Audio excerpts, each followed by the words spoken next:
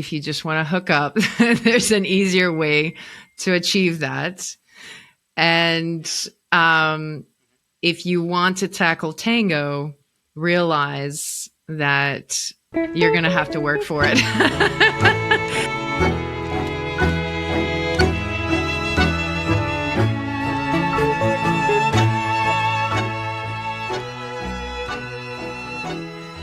Let's say you and your boyfriend or girlfriend decide to start learning tango. And after a while, one of you decides that they want to quit and the other decides they want to keep going. What do you do? Do you choose tango over your relationship? Or do you compromise and do something else? Hello, and welcome to the 81st episode of the Tango Banter, a podcast dedicated to exploring life's important lessons through the lens of social tango. I am your host, Yelizaveta. If you are a fan of this podcast and would like to support its growth, you can do so by subscribing and sharing it with your friends. I really appreciate it. Today, my guest is Christos Kouroupetroglou, a software developer and a gifted blogger by day, and an avid tango dancer and tango philosopher by night. I first connected with Christos because he started listening to my podcast at the same time that he was developing his blog, which, by the way, you can check out. The link is in the show notes. We connected over the mutual desire and challenge of expressing ourselves on the World Wide Web. In our conversation today, we cover a broad range of topics, including his philosophy of how to sustain a relationship with a non-dancer and get all the tango that you want at the same time. So, please welcome Christos Kouroupetroglou. Enjoy. Where are you from? What's your deal? What are you doing? Who are you? I'm coming from Greece. I used to live in Thessaloniki, where I started learning tango. My job is actually software developer, but now a software developer mostly on the developing side. But before that, I was also working on the research area. I did a PhD on accessibility of the web. I actually helped develop a web browser that made lives easier for blind people to read web pages. And yeah, so after my PhD, I worked on some research projects. I wandered around in the research area, and now I'm more in the development area just because the projects are, are that way. And life brought me to Frankfurt just because of work. I was working with a company and they had a client in Germany, and they told me, okay, if you want, you can go there. It's a project. It's only for 9 months in the beginning. That's what they told me. And it's now 5 years and we're still there. So, yeah. Wow. Okay. Yeah. So you were saying you basically split your time between Frankfurt and Thessalonica. Is that where yes. you are right now? Yes. Yeah. So you were a software engineer or software developer, and which doesn't surprise me that you dance tango. There's a lot of people from software engineering, software development side. So what is it that brought you to tango? Like, what attracted you to tango in the first place? To be honest, I started tango just as an activity, like going to the gym or something. We met with my girlfriend 11 years ago, and we met through dance, and she was going to some dance classes, and I joined, and we met there. And since then, after 5-6 years, she found the classes stopped. We continued our relationship, but she wanted to find some activity that we could do together. So she found this offer about tango classes, and we said, okay, why don't we join? It was initially for 1 or 2 months. I liked it. I told her, why not continue? She was a bit reluctant in the beginning. We continued for a whole year, but she didn't like it very much. She wanted to stop. I wanted to continue. and we had an agreement. I continued, and she quit. Wow. And but you So guys are still together. yes, exactly.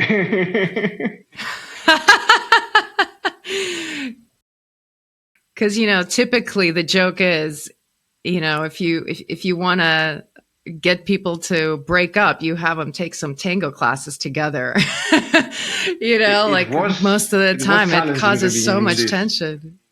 indeed. Our teacher in the beginning was telling us that the couples who have a relationship, please don't try to practice at home alone. Practice here, and if you have a difficulty, if you Oh, don't know who is wrong and who is right, you come to me and I clarify what is the problem. But don't try to solve problems alone at home. Try to work here if you want. And I try to wow. follow the advice, and yeah, it worked. This is very good advice. I need to remember that as an advice for Yeah, especially for uh, beginners, I think it's really couples. healthy. Yeah. If you think it's a romantic idea to start taking tango as part of your relationship, do not practice at home by yourself. I think that's a really good piece of advice. Mm. So she quit after a year and you Hmm. stuck with it. And Hmm. so what was it that you were getting out of this that she wasn't? Like what Yeah, exactly made you stay, I guess? I think what I liked was exactly what she hated in tango. So I liked Hmm. the improvisation of it, that it was a dance that you could improvise totally. There was no predefined sequences, or you can do your own sequences and combine things around. And that was uh, an outlet for creativity also for me. I mean, we were doing different things, and I was coming home and I was thinking, this way I can go this way, and if you split this step in the sequence, I can go this way, and this started getting me interested. And the other thing was the music. I don't know, but somehow I like the music. I think I had because I had a touch with the music before starting to dance. Actually, with Nuevo Tango. I was in Berlin years ago, and a friend of my friend, she was going to a concert. She told me, "Okay, if you want, you can join us." And the concert was from Bajo Fondo.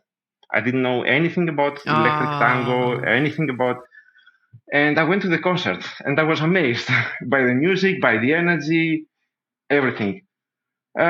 So I searched about this genre of music. I ended up listening a lot of to Gotham Project and Bajo Fondo and all these orchestras at that time. And yeah, I like the sound of it. So when the music of the traditional tango came into the classes, yeah, it felt natural for me. It felt nice, familiar. So yeah, I liked it. And that's what she didn't like. The sound, the old sound was what she didn't like in tango. do you think that you would have liked the traditional tango music just as much if you did not hear the electro tango first? Interesting question. I don't know, but I think yes, because there is something in the music that I like. I mean, it reminds me also of some Greek music that we have, some similar Greek dances that we have. So yeah, probably I would. Yeah, How long have you been dancing tango? it's now almost 7 years. Yeah, so I'm curious. You've been doing it for 7 years and then you started a blog. And how did that come about? Why did you start it? Yeah, it started like a joke. I guess, actually, it was during Corona.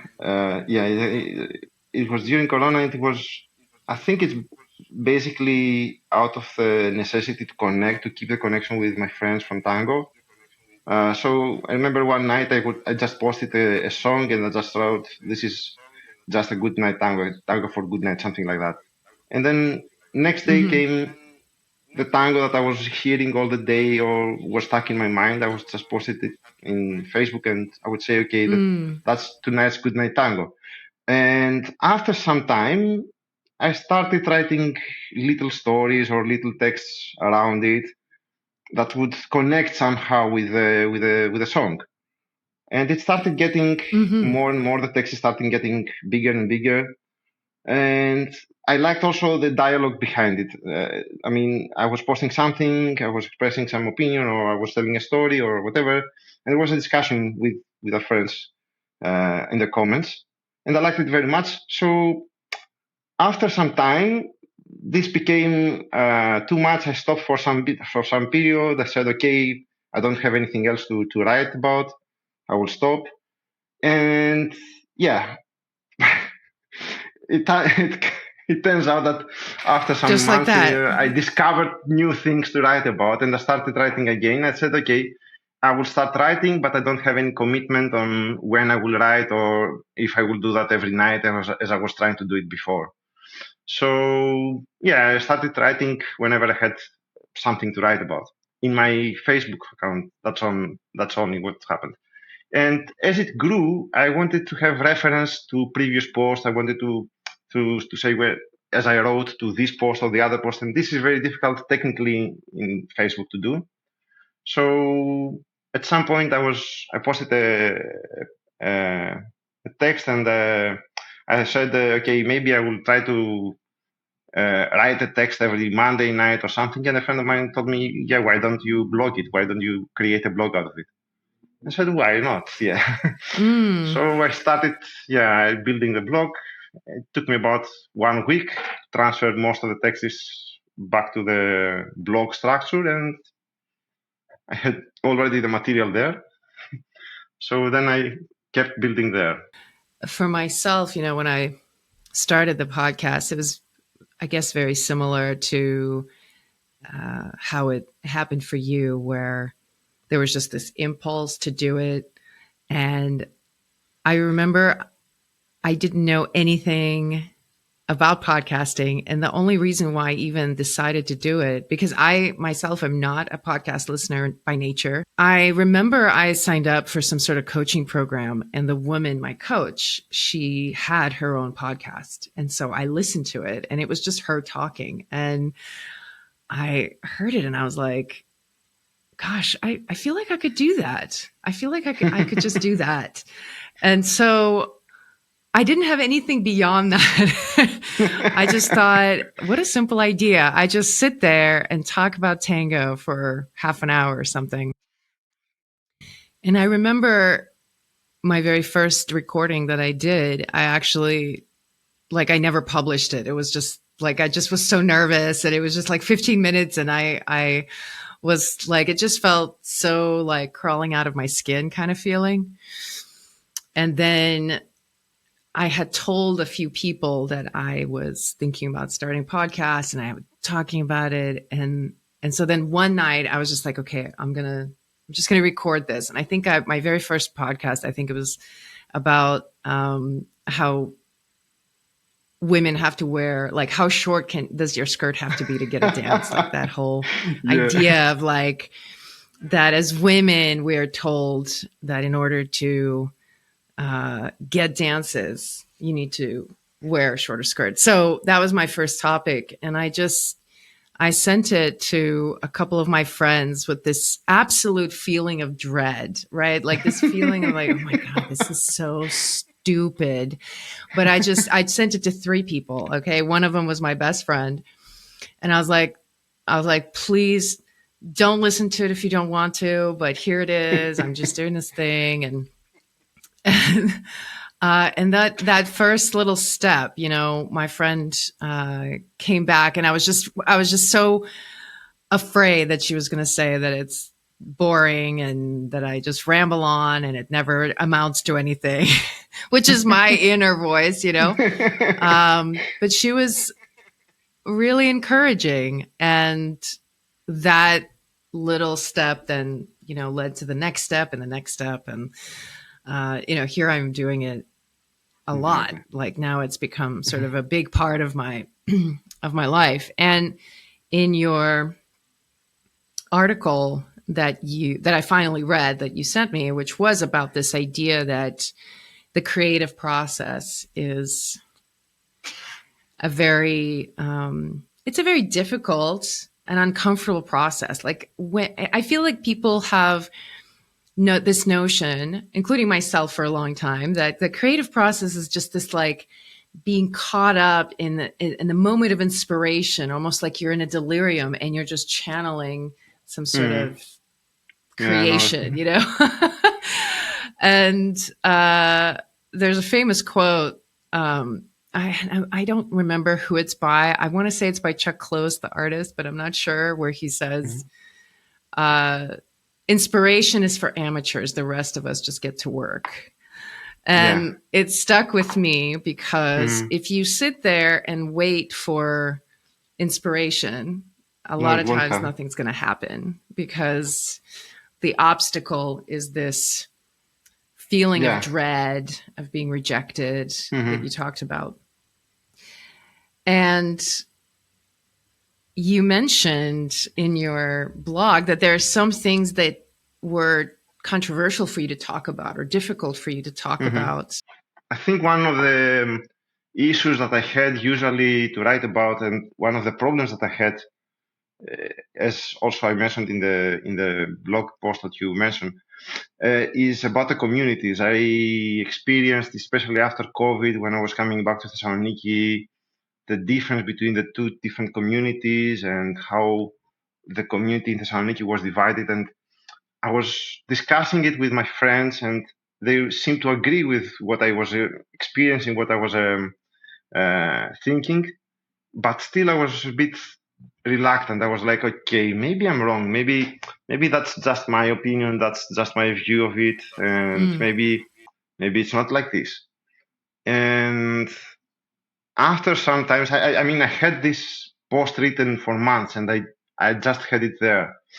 And after some months, I had a discussion with, randomly. I mean, I was in Milonga, and one of the organizers, we just chatted before leaving, and he also expressed his disappointment from the community and from the organizers and how things are split and everything. And I said, so it's not just my thinking. It's something that everybody knows and nobody talks about, probably, or I don't know if they talk about it or whatever. So I said, okay, I don't care. I will just post it. And it triggered some discussions. I don't know if it triggered discussions here.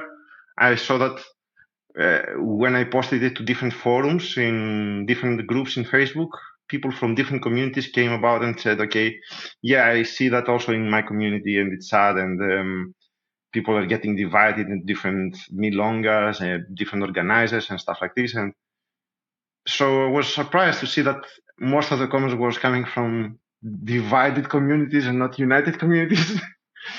And that's it triggered a discussion like that, and it gave me also more ideas and more food for thought to process and write maybe in the next post. Yeah, I guess it's tough to comment. And I've noticed for myself too, as part of my podcast topics, when I'm thinking about providing specific examples of difficult things or controversial things in the community, it does cross my mind that, is it just my point of view? I don't know, if I don't want to step on anybody's toes. I don't want to offend anybody. And it definitely can be a detriment to your process, because you're trying to take care of other people and take care of other people's reaction. I remember you talking about these issues in your community that you've observed, the differences. And I'm curious what those are, just for the sake of, like, is it the same stuff that we're dealing with here in the US? Are there specific issues that are particular to your community that you observe in Tango? I think what I observed is this division between like schools and teachers and levels in dancing, and my idea and my thinking is that always in a community there are some people that are acting as role models, like the teachers or the organizers or the DJs or the people who are more prominent. You know, the people who you see more and you admire more. They are acting more or less as role models. And if their behavior is a certain way, they shape the behavior of the whole community because you see them as an example and unconsciously you act like them. You want to be like them, you want to act like them. So if the behavior of prominent members in a community is to divide and to don't not dance with lower level dancers or to whatever, I don't know, it comes in all other levels. It goes into the whole community. So that is what I think I experienced, at least in the Greek community. Not so much in the German community. Mm-hmm. In the German community, we have other issues between different organizers, but things are more different because people, when they have a problem, they let it out and they try to discuss it, try to fight it out, I don't know, and find a solution, whatever. But they don't let it under the carpet. They don't let it go under the carpet, and then it grows. At some point, there's an elephant in the room, and nobody's talking about that. I think it's a pretty similar challenge across the board. And sometimes when I reflect on this, like, why is it? Why is it that those particular organizers or those particular teachers have this sort of aura about them that they don't mingle with the commoners and they're sort of like acting their little diva, a little bit of a diva energy. And you're right. I think we naturally, even unconsciously, try to mirror whatever it is that we see and we admire. Yeah. So it does sort of trigger this feeling of like, oh, well, I want to be like that. And when you come to this level, you act like that. Yeah. So I asked myself, why would they choose to act this way? Why would they choose, even if they're like building their milonga? And I'm wondering, like, gosh, they would be so much better off, in my opinion, if they just sort of connected more or were more a little bit more down to earth. But, I honestly feel like they don't know that they're doing it. Yeah, like, probably. They just don't, they're not aware of their, like they're in their own little bubble. And outside of that bubble, it's just beyond the space that they care about. So yeah, probably. Anybody on that side of that bubble is looking in and and probably somewhat taking it personally, saying like, oh, I'm not good enough to be in this bubble. But the reality is that the people inside the bubble are not even aware that you exist. Like they're not kind of like even thinking about you. Exactly. Somebody needs a needle to break this bubble yeah, I mean, the bubble is always going to be there. I think people naturally, there's certain people who really like to be centers of attention. They really thrive in the spotlight. So I think there's always going to be those personality types. But I think for the rest of us who are not in that limelight to somehow get to the point where we really see what's happening, that it's not like, oh, inside the bubble is better than outside the bubble. It's like, no, it's actually the same thing. It's just a little, different spot in the room kind of thing.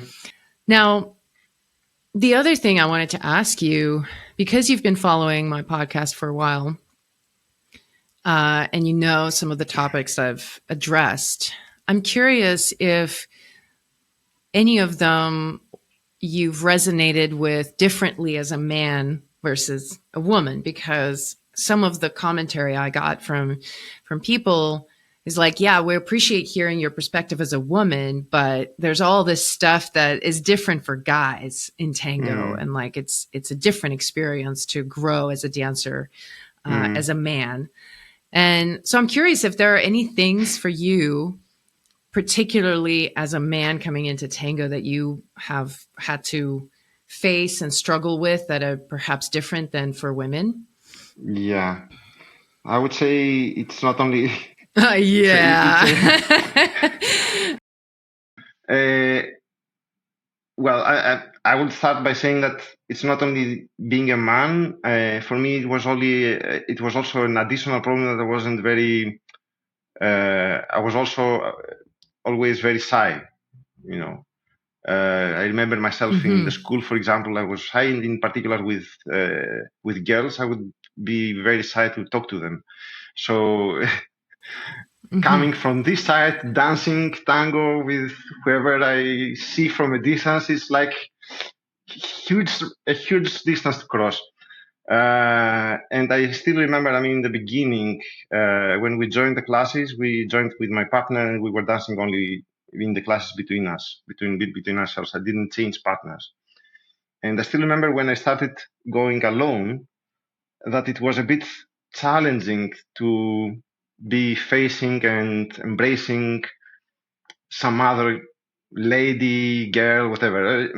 It was not a familiar feeling. It was a bit strange, uncommon. You know, I had to deal with that, and also being in a relationship at the same time, it felt a bit like strange. But I had to deal with Yeah, this. like And are you cheating on your girlfriend in front of her kind of feeling? Like you know, you said it. I mean, and then I started realizing, okay, it's just a dance. It's just an expression. We are together. It's just. I saw also some videos from old Milan girls. I remember one video from Osvaldo y Coca, a very old couple in Buenos Aires, and they were. I remember one expression that he said at some point. He said that when I'm dancing with somebody for these 10 minutes, she is the only one that exists in the universe. No mother exists for me, no friend exists for me, nobody else. But this is only for these 10 minutes. From then on, everything else comes back. But for these 10 minutes, I'm only there for her. And she's also there for me, only for me. So I said, okay, yeah, it's like acting, for example. The actors, when they go to play in a cinema, in a movie, in a theater, they don't, they're not in love with their actor partners, right? But they act like they are in love, or they act like they are in anger with them, or whatever. They express their emotions, but it's not really themselves being real. It's like, there's this parallel. And I started rationalizing it like that, and it started making sense, and it kind of unlocked me in terms of feeling this uncomfortable uh, sensation, I would say. Yeah. After the classes, the problems were like how to do a cabeceo to a person that you don't know, you haven't danced before. It was very easy when you were sitting together with some classmates. Okay, you knew them from the classes. You danced between us in the classes. That's okay. But yeah, when it was some stranger, I still remember my first time doing a cabeceo to a stranger that didn't know. And yeah, it was a. How did that feel? In the beginning, stressful, but after the first, I think, song, it was okay. I said, that's it. That's I started seeing it as a game. And so, if you want to play football, you have to kick the ball. If you want to play basketball, you have to play with your hands. If you want to dance tango, you have to cabeceo. That's the rules of the game. So if you want to be in the game, you have to play by the rules. So I tried it, and it worked. I really love that analogy and that metaphor.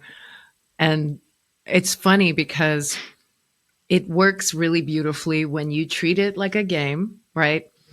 But tango dance, it's a game, but it's also full of like very artistic, creative, non-conformist people. It attracts people who are very individualistic. And so you have this game that you're trying to play, but of course there's going to be people who don't want to follow the rules. They want to participate in the game, but they just don't like following the rules. And they take it personally when they are required, in some way.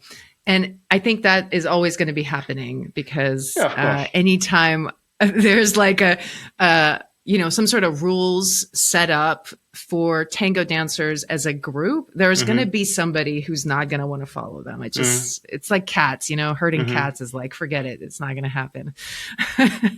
So I find this very illuminating, and thank you for opening up a little bit more about this process of the challenge that you might have as a man who is in a romantic relationship with your girlfriend, and you two are coming into this space where suddenly you're going to have access to many women's bodies, and you're going to be holding them, and you feel their breasts rubbing against you. And there's this like, whoa, is this allowed? Is this okay? When I first experienced this, like, okay, I have access to all these men are hugging me, and that's very powerful to just like be embraced and feel and sense. And that whole idea of like, this person is the only one for the next 10 minutes, right? That intimacy that you get, it gave, it stirred up feelings, sensuality in my body. I started feeling a lot of new sensations, and my young mind, when I first experienced it, was like, oh my God, this is love. This is my soulmate. This is, like, you just have this, your mind can't make sense of it. Yes. Yes. And so it was a very much this conversation between the physical impulses that tango sort of stirred up, and then what is my mind going to do about it? So I'm curious if that was part of your experience. It was, but as I said, I rationalized it very quickly because I'm a person that thinks a lot. When I have, when I feel something and I think, I always thought, okay, that was a beautiful tanda, that was an amazing partner, but I have a partner. We have been through hard times, we have been through easy times. I know her, she knows me. This is something that we have built all this time, that it's not very easy to destroy or to rip it apart just because you felt something in those 10 minutes, because you don't know the other person. There's so many things that you don't know about the other person. And that was the first rationalization. Then I discovered, and I accidentally discovered some things about the chemicals in neuroscience. I was reading about what. Are you talking about dopamine? Yeah, those dopamine and oxytocin that I wrote about, and when I started researching, finding out about the oxytocin effect and what you feel like when you have an overdose of oxytocin, or not an overdose, but an increased level of oxytocin that happens after a very nice tanda. One of the things that scientists were saying was that when you are in love, you have the same effect, and you don't think rationally. You think, when you see people who are in love, regardless of whatever difficulties they might have, they think that they will make it together. They might be, they might have a ton of problems between them, a ton of things that make them split them apart, but they think that they will find it, and they will make it together. And that is nature's way to unite us, I guess. Because if you don't have this and you think rationally, you will not fall in love and you would not do anything. So that was what I felt when I first met my girlfriend, my fiancée. And yeah, okay, that passes out after some time, and then comes love, comes relationship, comes companionship, comes all other things that keep you together with somebody. So those 10 minutes is just 10 minutes, and if you think you fall in love with somebody, it's just the chemistry building up inside you and tricking you into thinking that you are in love. I know there needs to be like a disclaimer for beginners. It's like, when you feel this, do not proceed with, anything. So that's really great, how you found your way to really finding a balance. And it sounds like you were already coming into tango with a lot of self-awareness, where the emotions that are happening to you, you're not just taking them at face value, and you're not taking them as an indication of reality, but you're just studying it, which I think is a really healthy mindset. And I feel like if you are to last in tango, you kind of have to learn to do that, because tango throws so many challenging and awkward, embarrassing emotions at you. So you kind of have to learn to do that. So why is it that a lot of men don't have the same attitude? Like, what is it about you that has given you this ability to create healthy boundaries within tango and sustain a healthy relationship with your girlfriend? Because that's a very rare thing, right? I typically hear the story is that the boundaries are crossed, and then there's a lot of conflict and a lot of confusion. And I have my ideas for why that happens for women. And I talk a lot about that because I went through that. I ended up being tied up in a lot of drama and a lot of abuse emotionally and physically because of it. But what's your opinion? What is it for guys that makes it difficult for them to see that boundary and to draw the healthy boundaries and have balance? I think it's not the person. It's a matter of the relationship, or of what happens in the relationship. If you are in a relationship where there is understanding, where there is dialogue, when there is problems, you discuss them and you try to find a solution, and you are both ready to make a compromise to reach a solution. That's much easier to negotiate all this kind of drama or whatever else. And then you respect. I mean, I have the opportunity to dance tango, and I'm allowed, and my girlfriend doesn't have a problem with that. And that is something that I have to respect. I mean, she could have told me years back when she stopped that I don't want you to continue, and that could be the end. She let me continue. I continued. I growed, and she also kind of benefits from that at some point, because I see myself growing and also being able to express myself better emotionally, being better in touch with parts emotionally in in myself that I wasn't aware or didn't know how to express, how to work with them, and that is also beneficial for our relationship. So I think it's mutual respect and understanding in the relationship that is the key point. If you have that, yeah, it's as I said, you have built some value in your relationship, which is very hard to break it, and yeah, it's not easy. Yeah, I guess you see how much work it takes to keep a relationship and to have it not just be functional, but actually thrive and enjoy being in there. That you see the value of it, and you don't want to just throw it away just because there's like this 10-minute experience. Exactly.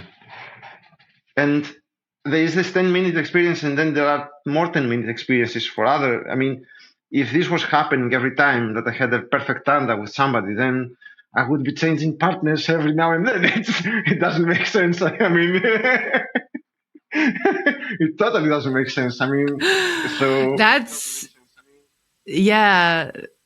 that's true, because when you first experience it, there's this feeling like, oh my God, this is so special. This is the only time that's ever happened or will happen. So you get attached to the person. But the reality is, it's like, it's going to happen many, many times. And for me, it was cool to feel that first as a follower, dancing primarily men. And then when I started leading, I realized I can also feel that with women.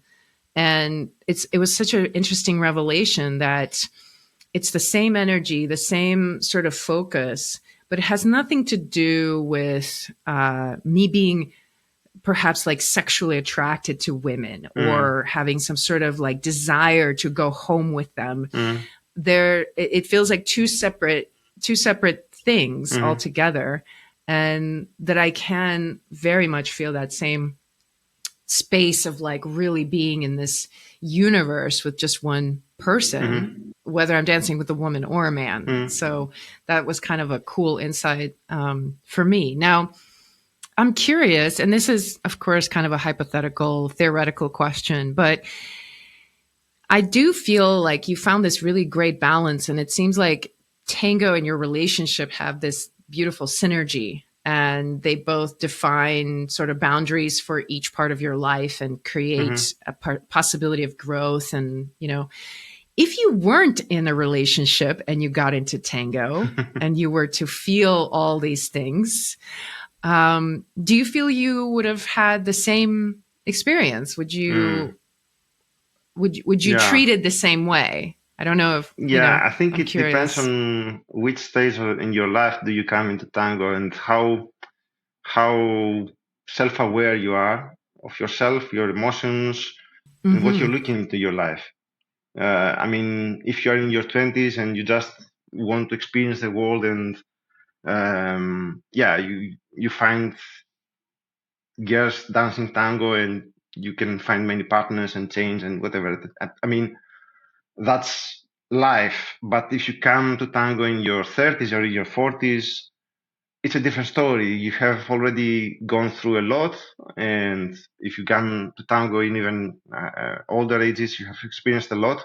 I have met a lot of people that have been through marriages, through divorces, they have children, they have families, and it all depends on how you come into tango. So at my age, at the point that I came to tango, I don't know. Maybe I would experience it a bit differently. I would probably maybe build a relationship with somebody from tango, but again, that would not be a flinch or something that would be just for some months and that's all. I would look, because I wasn't looking for something, temporary. I was looking for some life relationship, not something.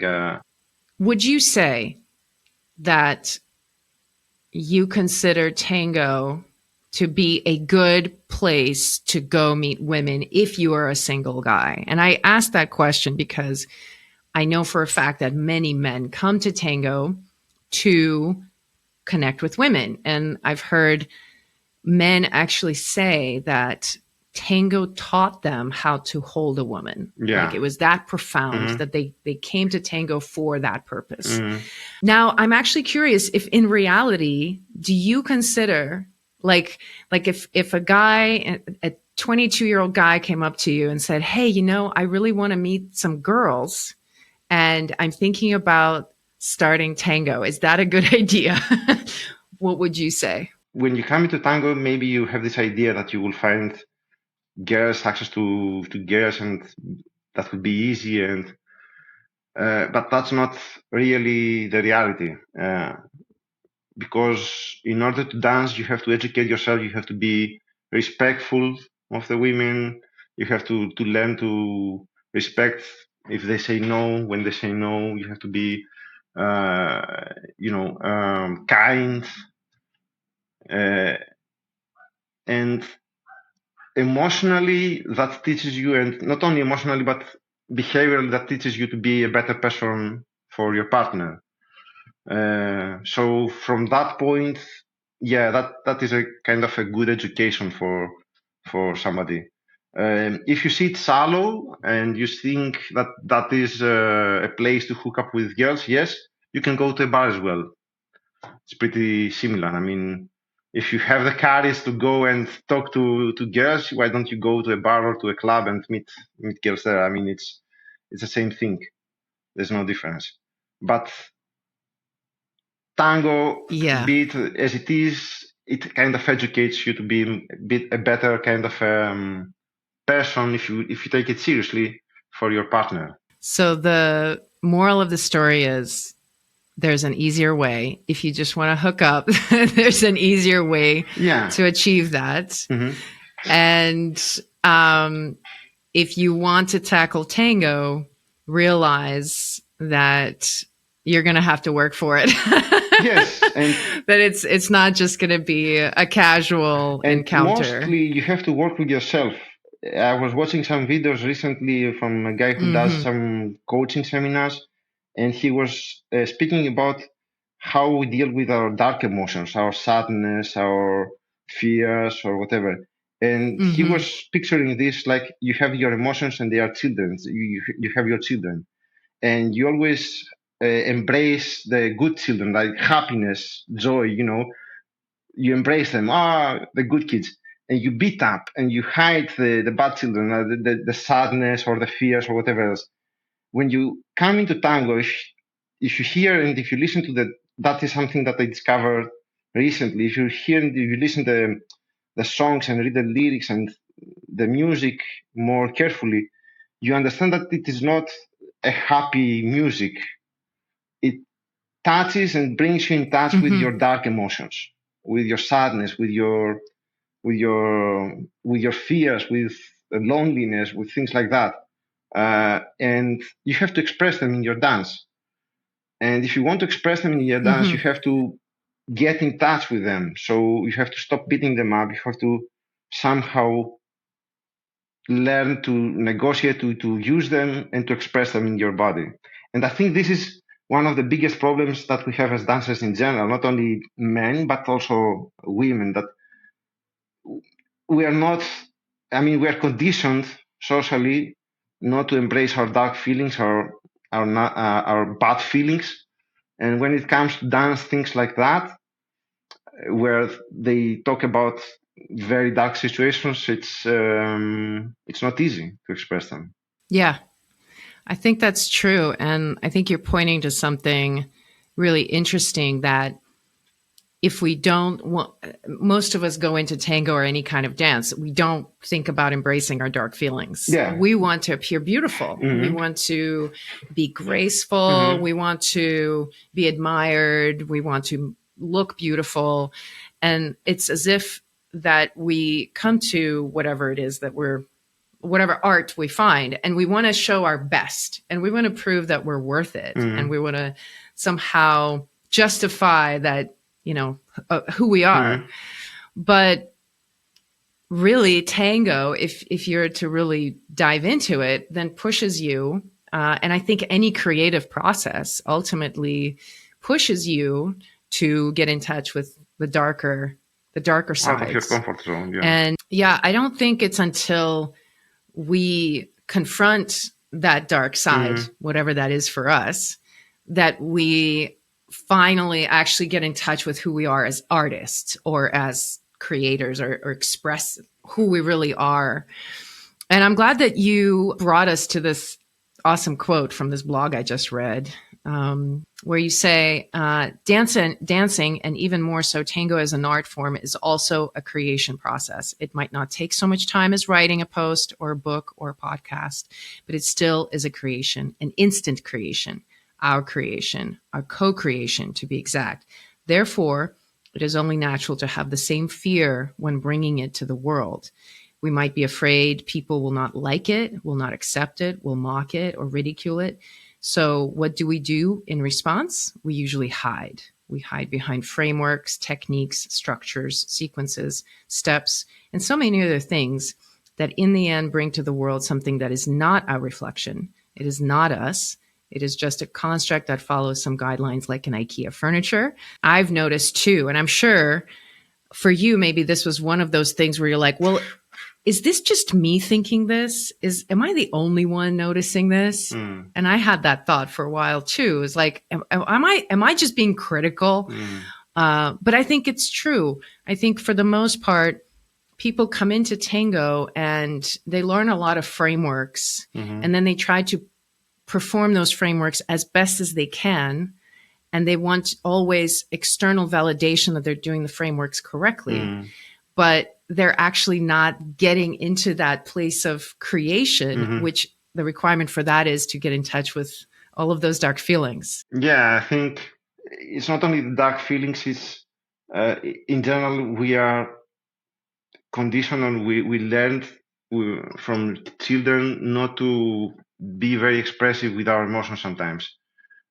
Even with happiness, even with good emotions, sometimes we are taught not to be very, loud or expressive. And this kind of restricts us when we go into tango. And you need to find a way to express yourself, to find a way to express your emotion. You come into this, you have all these things learned, and it's very difficult to break this barrier and say, okay, I will do it. I will just say what I want to say. I will just express what I want to express. And I don't care if it is good, bad, whatever. The thing is that when you do that with your partner, it reflects back. When I started dancing and when I first started experiencing that I really expressed some emotion, I saw that I was getting this back as well. Most of the times, at least. You mean the emotion of just being present? Yeah, the emotion of being present. I think the difficult part is to break this. And as I wrote in one of my blogs, and it's not my idea, as I said, it's something that I read also from big milongueros like Carlos Gavito and Daniel Flaco. They say that tango doesn't work if it is clean. I mean, if you only care about the technique, about the position of your foot and everything else, it doesn't. Ultimately you have to express your emotion, and that is something that works in our mind. When you feel something, when you're emotional, your brain and your logical thinking sometimes blocks, and you don't have the ability to think, okay, I do this way or the other way or whatever else. So in this way, you make your tango kind of dirty, messy, because you are expressing emotion. And when you express the emotion, if you have the technique built inside you and it's automatically and it comes out without thinking, then it is even better expressed. If it's not perfect, it will be a bit more messy. But in all cases, it will be a bit messy. For somebody that looks it from the outside, they might think, okay, what they're doing now, they lost it, or they don't step very well, or what kind of steps is this, or whatever. But the feeling that you have inside the embrace and what you feel within your partner and in your dance is something else. And that is what is important, I think. Yeah. Yeah. I think it's complicated to talk about this and try to describe exactly what it is, because I'm sure a lot of people are like, well, yeah, I totally understand this concept, but how do I actually do it? What does it actually mean? And for me, the more physical, tactile feeling of expression or not, I noticed for me is the actual ability to move in such a way where it's more of a spontaneous bubbling up of an impulse from inside, where I'm not really thinking about the movement I'm doing. I'm just doing the movement because I can't help it. But if the teacher gives me an instruction like, okay, lift the arms and you want to feel this, and they're describing it, and I'm thinking to myself, oh, I wanted to do it like this and like this and like this and like this. It's like, okay, I'm not really doing, I'm not really expressing. I'm just showing the structure. And there's a real big difference when I watch dancers who have, first of all, there's no such thing as perfect technique. And anytime that I've seen performances that are absolutely breathlessly perfect. So I've noticed that when I watch dancers like that, sometimes, it's interesting. If it doesn't have that emotion in it, like it just looks kind of like blank, But I've noticed that dancers who have a lot of emotion and they're not necessarily very technical, it seems like it doesn't matter what they do. It looks amazing. Yes. And those are the dancers that are really fascinating to me, because I'll be sitting at the Milonga and just kind of looking around. And all of a sudden, there'll just be this one dancer that'll be doing something so simple, but it will be like perfectly shaped, perfectly kind of matched to the moment with the music. And it will take my breath away. And I'm like, he's just doing side steps. And I totally am kind of carried away with that. So for me, when I first started realizing that I wasn't expressing my emotion was when I first started making videos of myself and seeing myself dance and going, wait a minute, I thought I had all this volume and extension, but really I'm like this, you know? I felt all of this stuff inside, but it was really hard for me to actually like show it in my body, which is, I think, what you're talking to, that as kids or young adults, we're not shown how to emote with our bodies. All we're told a lot of times is like, sit up straight to behave. So to find some sort of a emotion in the body is kind of like a difficult phase to go through sometimes. That's what it was like for me. You talked in your blog about how the actual process of blogging changed your dance. And that in addition to doing classes, musicality classes, and exploring different aspects of actual tango education, which definitely enriched your tango, that there was something about actual process of writing the blog that revealed something different about your dance. I don't know if the blog helped or if what I learned also helped in building the blog. Or I think it's a mutual relationship.